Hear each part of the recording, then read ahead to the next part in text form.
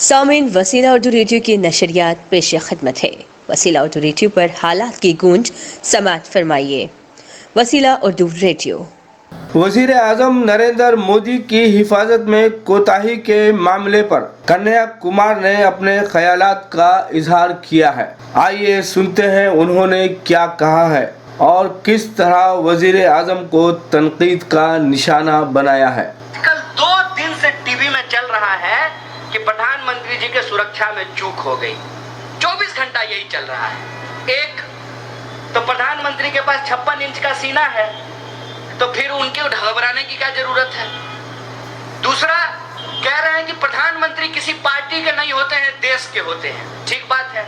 तो प्रधानमंत्री अगर किसी पार्टी के नहीं होते हैं तो किसी पार्टी का जाकर के चुनाव प्रचार भी नहीं करना चाहिए। और तीसरा कि अगर सिक्योरिटी लैप्स हुआ है तो आप प्रधानमंत्री हैं, आपके पास सरकार है, गृह मंत्री आपका दोस्त है, जय शाह का पप्पा अमित शाह, एसपीजी उसके अंडर में है। आप जांच करा करके देख लीजिए कि कहां लैप्स हुआ है। पाकिस्तान जाकर के बिरयानी खाए तब इनको डर नहीं लगा, अपने ही देश में घूमने में इनको डर लग रहा है।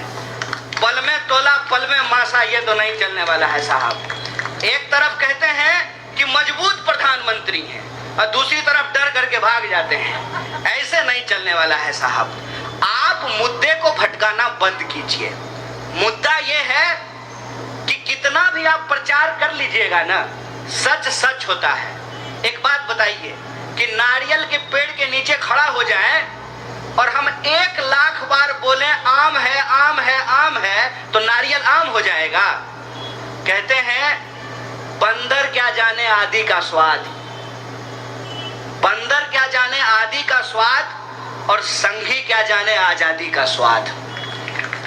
जो लोग इस देश की आजादी में शामिल नहीं थे, जिन लोगों ने इस देश को आजादी नहीं दिलाई, उनको इस देश की आजादी से प्यार भी नहीं है। कहते हैं ना, जो बनाता है उसी को दर्द होता है। महिलाएं इस बात को बखूबी समझेंगी कि जो माँ 9 महीने बच्चे को अपने पेट में रखती है, उसको मालूम होता है कि माँ बनना कितना मुश्किल काम होता है। जो घर छोड़ करके भाग गए हैं, जो घर नहीं चला पाए हैं, वो देश क्या खाक चला पाएंगे। मैं रास्ते में आ रहा था, कोई ऐसा इलेक्ट्रिसिटी का पोल नहीं है जिसपे बत्तीसी दांत निकालता हुआ प्रधानमंत्री का फोटो नहीं है। और हर फोटो पे एक बात लिखा हुआ है, 10 वर्षा विकासाची। और कह रहे हैं, इतनी कोंकणी मुझे आती है कि 10 वर्ष में विकास की क्या कहानी लिखी गई है। और दावा उनका यह है कि गोवा में डबल इंजन की सरकार है। मैं बिहार से आता हूं, बिहार में भी डबल इंजन की सरकार है।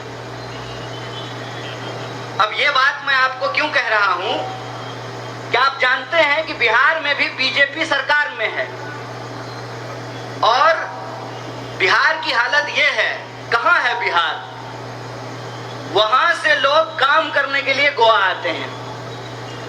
अगर डबल इंजन की सरकार होने से विकास होता तो बिहार के लोगों को गोवा आकर के काम करने की जरूरत नहीं थी। मतलब ये प्रचार है, मतलब ये झूठ है। जैसे आप टीवी देखते हैं तो टीवी में ऐड आता है। क्या ऐड आता है? ऐड आता है कि फेयर एंड लवली लगाने से मुंह गोरा हो जाता है। ट्राई किए हैं? किसी का मुंह गोरा हुआ है?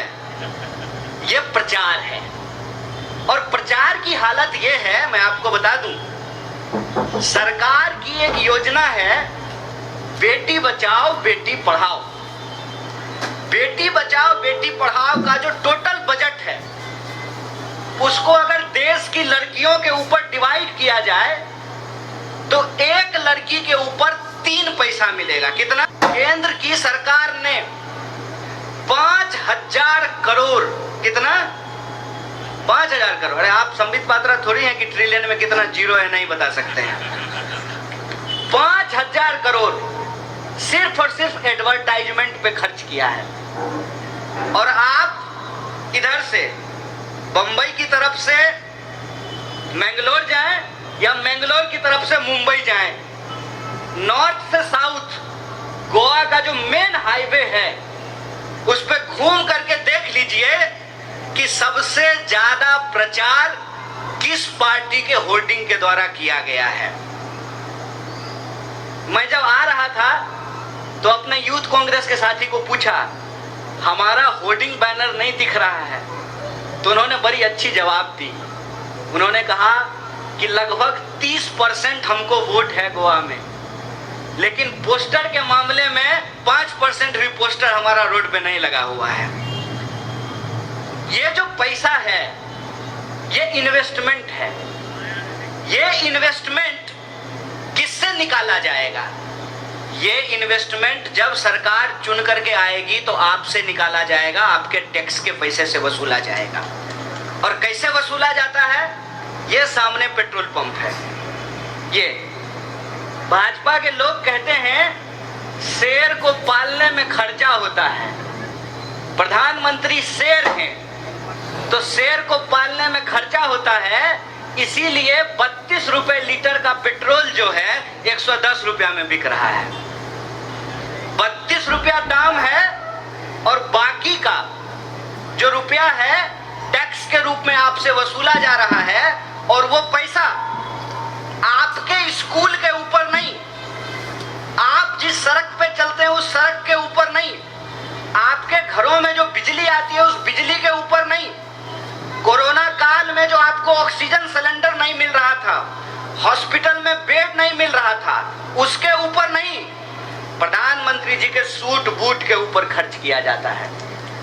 इसीलिए ये कन्वेंशन हम बुलाए हैं और आपसे बात करना चाहते हैं, क्योंकि आजकल लोकतंत्र में सिर्फ नेताओं के मन की बात होती है, जनता के मन की बात नहीं होती है।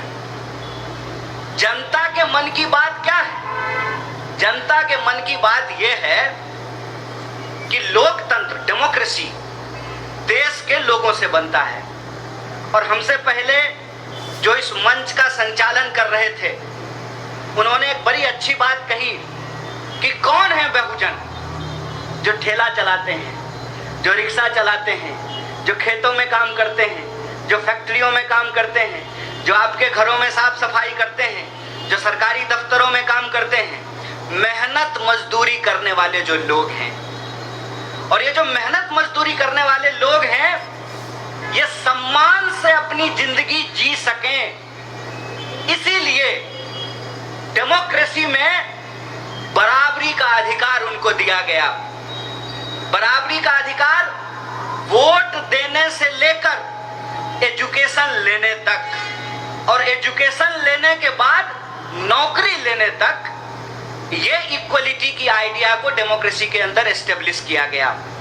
आप सोच करके बताइए कि अगर संविधान में डॉक्टर बाबा साहब भीमराव अंबेडकर और पूरी की पूरी संविधान सभा यह प्रावधान नहीं करती कि सबका वोट बराबर होगा, तो आपको लगता है कि आपकी गंदी बस्तियों में कभी चमचमाती कार पे बैठकर कोई हाथ जोड़ करके आपसे वोट मांगने के लिए आता?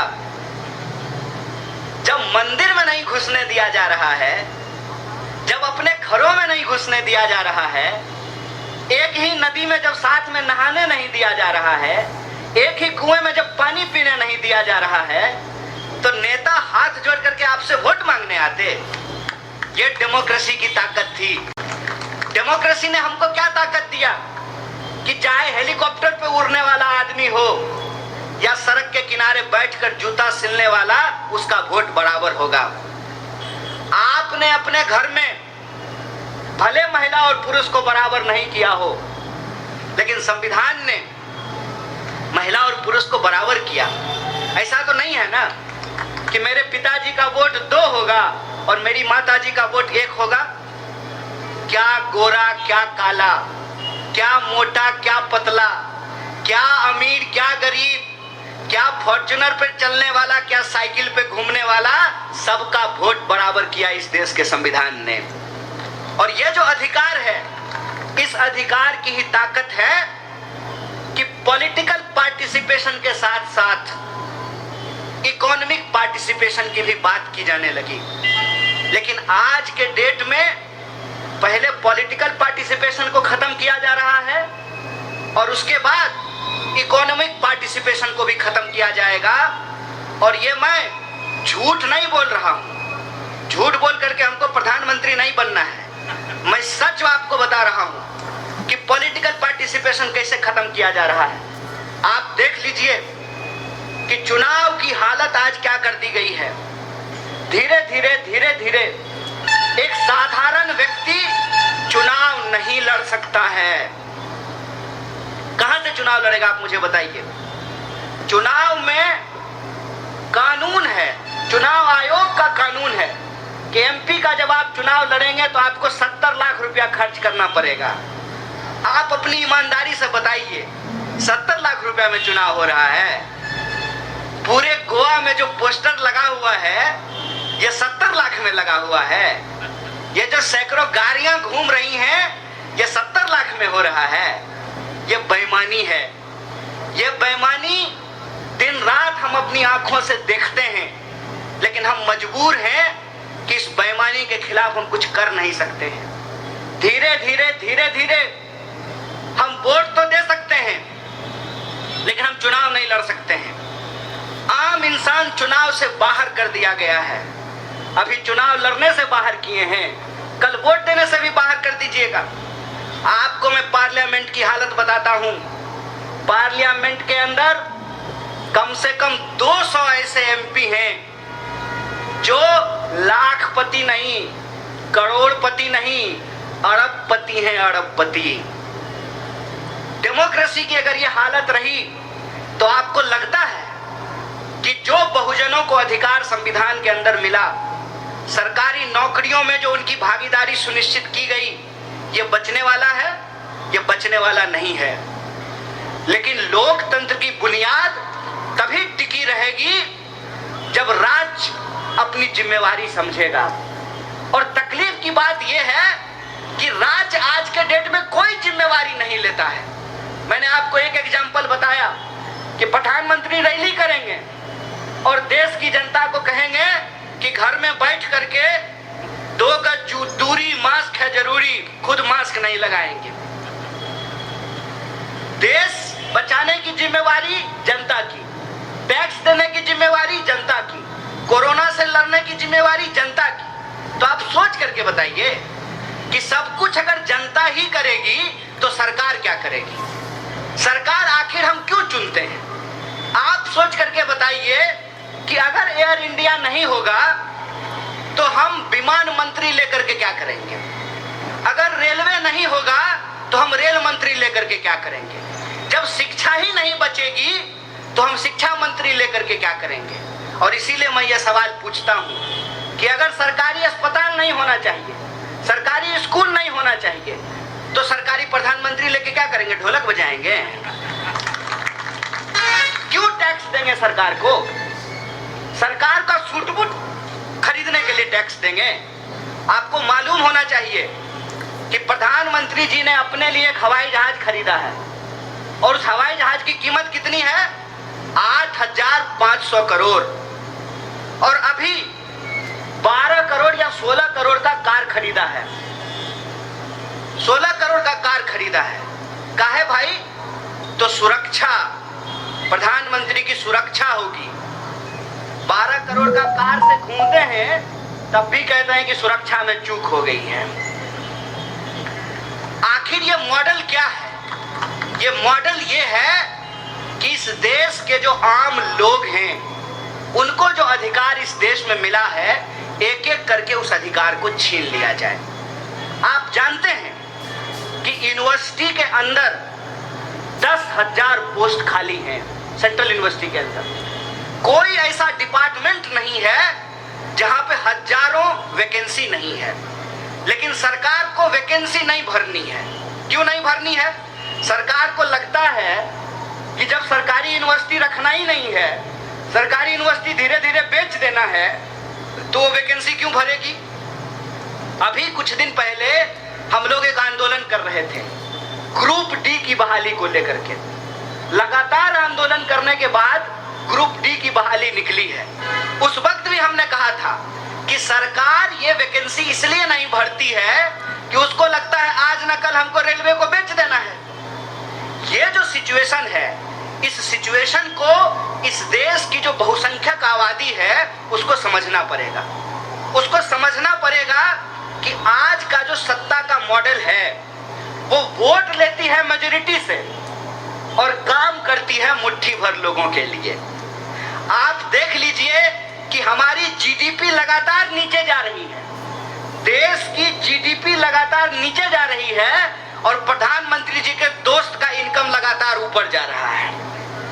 ये जो सिचुएशन है कि एक तरफ देश है और दूसरी तरफ प्रधानमंत्री जी के दोस्त हैं।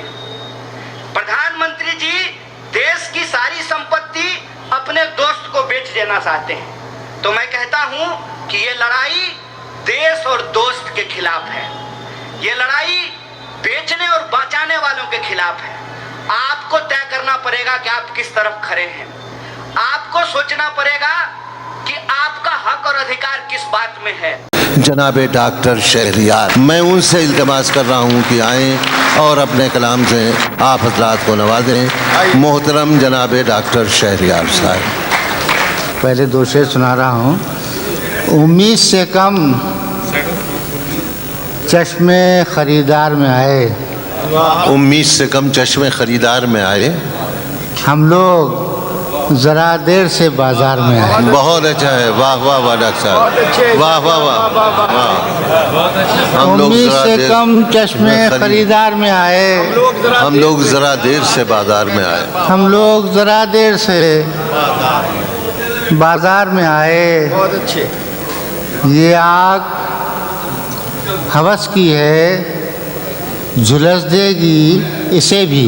वाह, ये आग हवस की है, ये आग हवस की है, वाह, झुलस देगी इसे भी। सूरज से कहो साए दीवार में आए। बहुत अच्छा है, वाह वाह वाह। अब ये गज़ल पेश कर रहा हूँ। इरशाद। जिंदगी जैसी तवक्को थी नहीं कुछ कम है, जिंदगी जैसी तवक्को थी नहीं कुछ कम है। जिंदगी जैसी तवक्को थी नहीं कुछ कम है, हर घड़ी होता है एहसास कहीं कुछ कम है। बहुत अच्छे। जिंदगी जैसी तवक्को थी नहीं कुछ कम है, हर घड़ी होता है एहसास, हर घड़ी होता है एहसास कहीं कुछ कम है, कहीं कुछ कम है। घर की तामीर तसव्वुर ही में हो सकती है, घर की तामीर तस्वुर ही में हो सकती है, घर की तामीर तसव्वुर ही में हो सकती है। अपने नक्शे के मुताबिक ये ज़मीन कुछ कम है। वाह वाह वाह वाह। घर की तामीर तस्वुर ही में हो सकती है, अपने नक्शे के मुताबिक ये ज़मीन कुछ कम है। बिछड़े लोगों से मुलाकात कभी फिर होगी, बिछड़े लोगों से मुलाकात कभी फिर होगी, बिछड़े लोगों से मुलाकात कभी फिर होगी। दिल में उम्मीद तो काफ़ी है, यकीन कुछ कम है। वाह वाह वाह वाह। बिछड़े लोगों से मुलाकात कभी फिर होगी, वाह। दिल में उम्मीद तो काफ़ी है, यकीन कुछ कम है। अब जिधर देखिए लगता है कि इस दुनिया में, अब जिधर देखिए अब जिधर देखिए लगता है कि इस दुनिया में कहीं कुछ चीज़ ज़्यादा है। बहुत अच्छा शेर है, वाह वाह वाह वाह वाह वाह वाह वाह वाह। अब जिधर देखिए लगता है कि इस दुनिया में कहीं कुछ चीज़ ज़्यादा है, कहीं कुछ चीज़ ज़्यादा है, कहीं कुछ कम है। आज भी है, आज भी है तेरी दूरी ही उदासी का सबब, आज भी है तेरी दूरी ही, आज भी है तेरी दूरी ही उदासी का सबब। ये अलग बात कि पहली से नहीं कुछ कम है। वाह वाह। जिंदगी जैसी तवक्को थी नहीं कुछ कम है। Subscribe to my channel and also press this bell icon so you can get latest video notifications.